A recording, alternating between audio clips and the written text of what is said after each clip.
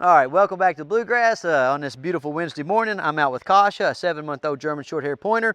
Kasha actually belongs to my personal vet's mother. Okay, now, so this tells you how there's some things in the dog business where people don't agree on. I mean, I know people don't agree on lots of stuff in lots of businesses, but like in my business, one of the primary things that people don't agree on is when to take a dog out and start working on its attention span and its impulse control. Okay, so Rex, who is my personal vet, he's really worried about parvo because we have a lot of parvo in my area. So his advice to his mom is to kind of keep the dog up and keep her away from transient populations of dogs because he wants to get all the vaccinations in, right? Now for me, I see socialization as a vaccination for the mind. Okay, so I know for sure that my dog needs a vaccination for the mind because the dog is, its whole life, its whole perception about life is going to be predicated on how well socialized it is when it's young, right? So from my side of the business, socialization trumps everything. Now from my buddy, and we're friends, my buddy Rex's from his side of the business, okay, like worried about disease trumps everything. And this is where you guys have to do your own risk calculation scenarios, right? Okay, so for me, I think about what kind of area I live in and how prominent a given pathogen is, and then I make my socialization plans based on, my own personal risk tolerance. Okay, now my own personal risk tolerance is, I'm not really a risk-averse person. Okay, like I like to have fun. I like to get out and do things, and I like to get all my work with a dog accomplished early.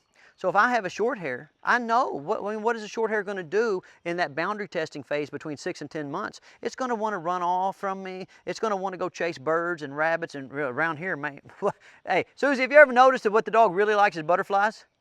So for any of you guys out there that have short hairs, you know that like at about 6, 7 months old, right? Hey, butterflies dominate the dog's mind. Well, hey, have you ever noticed how many butterflies get hit by cars?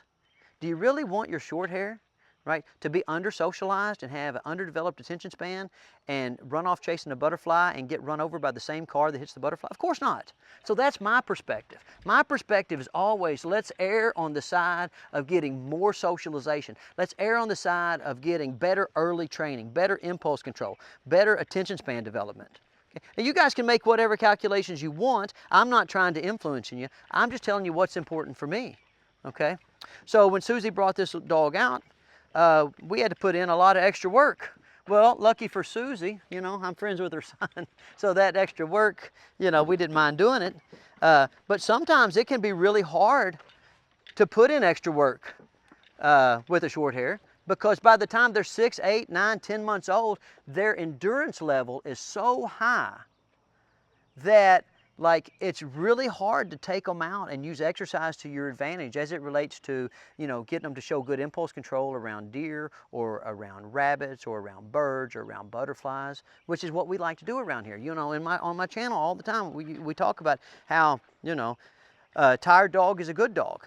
So you can bring me a short-haired puppy, who's a little impulsive, got kind of a limited attention span, and we'll get it out. We'll do some food work with it.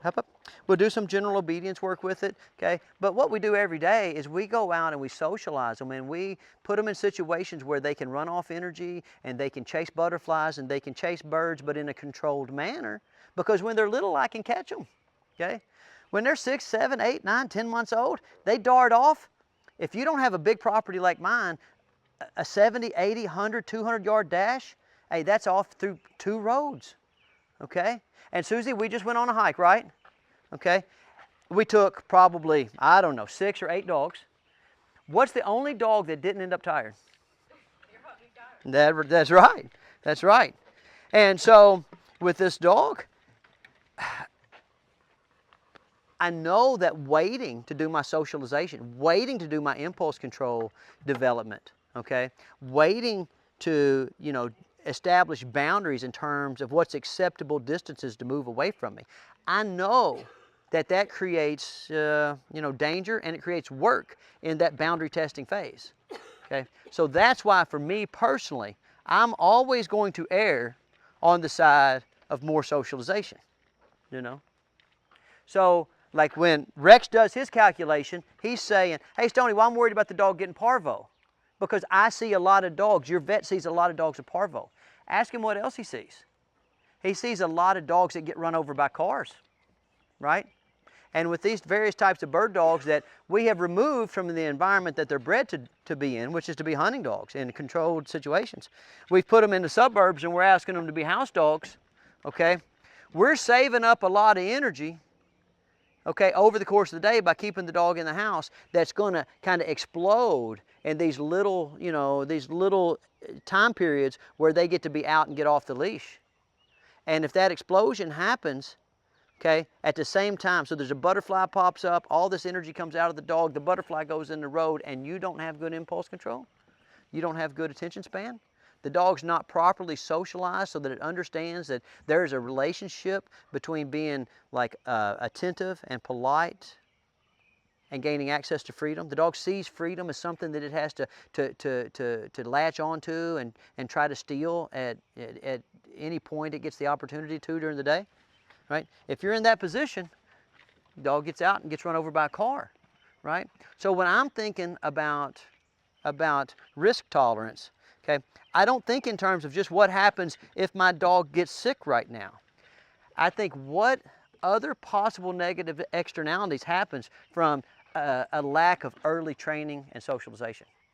Okay, and so that's we just made this little video right, for Susie, and I'm gonna text it to my buddy, giving him a hard time about keeping all these dogs, you know, from going out and doing all the early formative training that I think is important.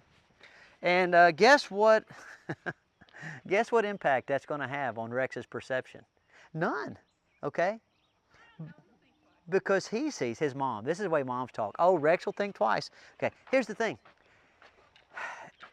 His perception is jaded by what he sees every day. And that's the same thing with me. My perception is jaded by what I see every day. And what I see every day is a bunch of dogs that get themselves in trouble. You know, they get run over by cars, they get give away, they get put to sleep because, you know, they don't have good manners, because they won't come when they're called, they won't be still when they're told, they won't stay where they put, okay? And so there's short hairs all over the place that have been run over by cars. There's short hairs all over the place that have been, you know, put back in the rescue groups and stuff because the people didn't have a proper understanding of what it takes to manage the dog. And with this kind of dog, like, we have a few issues that I think are important. Number one, tons and tons of early environmental socialization. These dogs are like, they're bred to see the world via the olfactory senses. And you know how some people see a painting and that painting is more vibrant to them than it is to you, right? Well, the short hairs, the way they see the world is like if they catalog scents, and the scents really just, it blooms in their mind. You ever seen what I'm talking about? Like we can be out hiking with Kasha and her head will just go like this.